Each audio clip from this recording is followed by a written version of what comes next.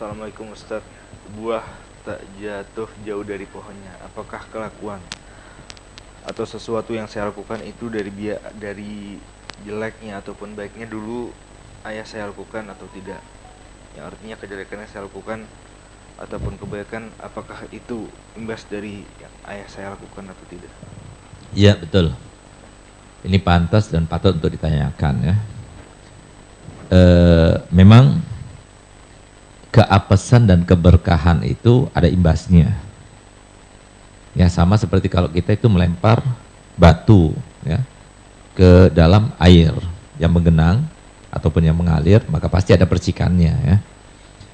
Begitu pula ketika kita membakar api, pasti ada asapnya dan merembet kemana-mana. Itu efek, padahal yang dibakar cuma satu titik gitu, tapi kemudian merembet kemana-mana, lalu ada asapnya dan sebagainya.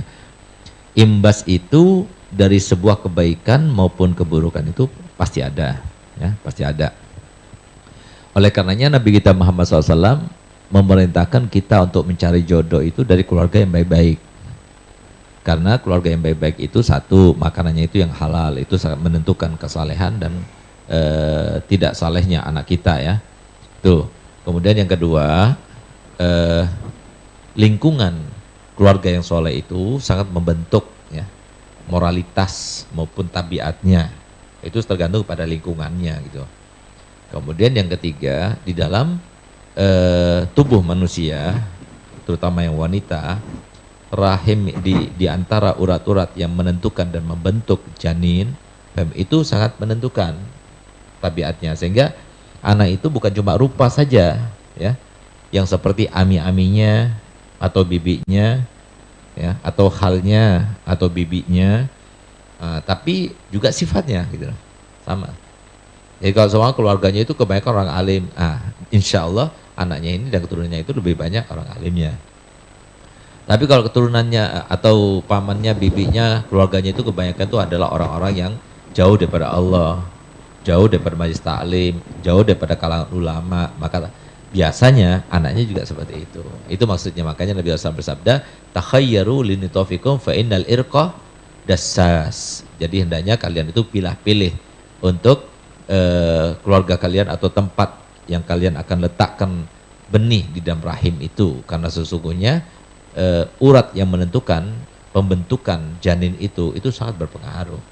Nah, kemudian ada hadis lagi yang mungkin jadikan sebuah pertimbangan di sini ya, atau sebuah jawaban daripada pertanyaan ini adalah Nabi SAW telah menyampaikan sebuah hadis qudsi daripada Allah SWT yang berbunyi begini. Iza ato'ani abdi raditu anhu wa iza raditu anhu baraktu fihi wa fi atharihi wala nihayata li barakati wa iza asani abdi sakhattu alaih wa iza sakhattu alaih la'antu wala nanti talhaqus sabi'a min waladi. Yang artinya, seandainya seorang hamba itu telah berbuat kebaikan kepadaku, maka niscaya aku akan ridho kepadanya. Dan ketika aku ridho kepadanya, maka aku akan berkati dirinya dan semua yang terkait dengannya. Dan ketahuilah bahwasanya keberkahanku itu tidak akan terputus sampai kepada keturunannya yang keberapapun. Nah, tidak ada batasnya. Sebaliknya, jika ada seorang hamba di antara hambaku yang berbuat maksiat kepadaku, aku murka kepadanya. Ketika aku murka kepadanya, aku akan laknat dia. Dan ingat, laknatku akan menemui sampai keturunannya yang ketujuh. Nah itulah. Jadi efeknya itu iya gitu. Karena orang tuh nggak mungkin kan melupakan kalau abahnya itu seorang alim, kemudian ini ayahnya dulu orang alim loh.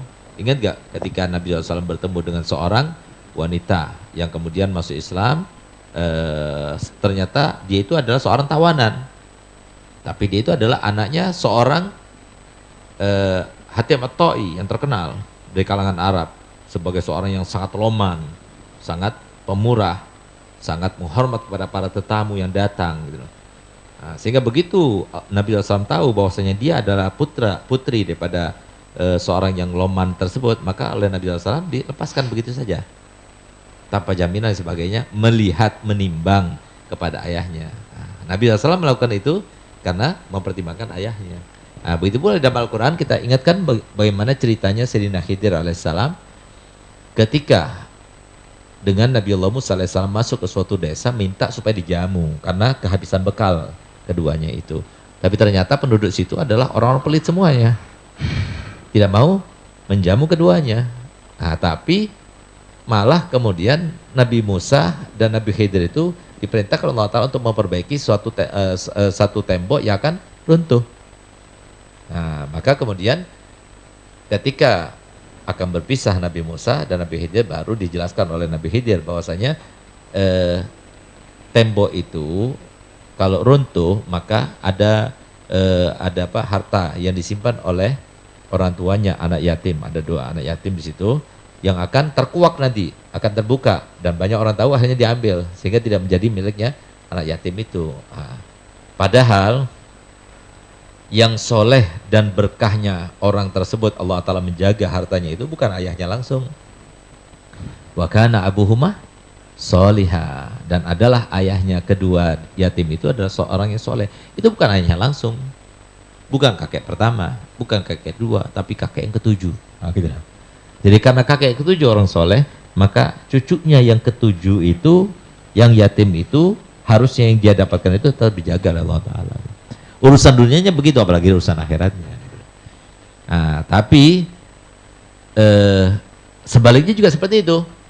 Naudzubillah, mohon maaf, kalau seumpama ada seorang koruptor, ya, sudah masuk ke dalam medsos-medsos viral, atau sudah termaktub di dalam koran-koran, atau di media-media elektronik misalnya, atau media-media internet. Nah, sekarang bagaimana mungkin kita itu akan memisahkan seorang anak yang kemudian bin fulan itu yang terkenal koruptor itu? Paling tidak kan imbasnya dia rasakan gitu. Gara-gara ayahku yang koruptor, akhirnya aku kemana-mana aku malu ketemu orang gitu loh. Mau ngaku aku adalah anak fulan saja itu sudah malu. Berarti kan ada imbasnya. Walaupun dosa tidak gitu loh.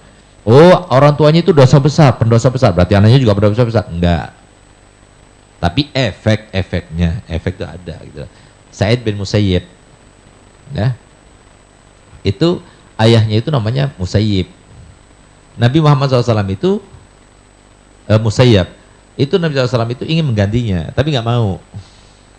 Musayyib itu kan yang ditinggal orang, nggak dipedulikan orang. Nah, sehingga Nabi SAW itu ingin mengganti, nama-nama yang tidak baik itu diganti oleh Nabi, karena nama itu doa. Ketika mau diganti oleh Nabi, sahabat tersebut nggak mau. Dia mengatakan, aku tidak mau mengganti nama yang diberikan oleh orang tuaku, gitu loh. Dibiarkan oleh Nabi, sehingga Sa'id bin Musayyib itu anaknya itu, dia mengatakan kalau seandainya ayah mau, maka tentunya dalam keluarga ini akan banyak lagi curahan rahmat dan barokah. Tapi karena tidak mau, akhirnya kita tidak pedulikan sama orang. Nah, itu salah satu, berarti apa? Imbasnya ada, efeknya ada. Tapi dosa itu tidak diwarisi, tidak. Efeknya iya, mungkin itu ya, kalau Allah berkehendak, ya. Itu bukan pasti ya. Karena itu semua terkait dengan masyiahnya Allah Ta'ala. Karena nggak ada yang memastikan sesuatu kecuali Allah yang memastikan gitu. Tapi kita tidak bisa memastikan sesuatu pada Allah Ta'ala. Itu mazhab kita, ahli sunnah wal jamaah, terkait dengan ketentuan dan perilaku serta urusan-urusan Allah itu seperti itu, kita itu meyakininya gitu. Nah, tapi dosa itu sendiri tidak diwarisi, misalnya karena orang tuanya dosa, pendosa, anaknya harus juga pendosa, itu enggak. Wala taziru waziratun wizra ukhra, itu seperti itu. Tapi kalau apasnya mungkin saja gitu ya. Silakan.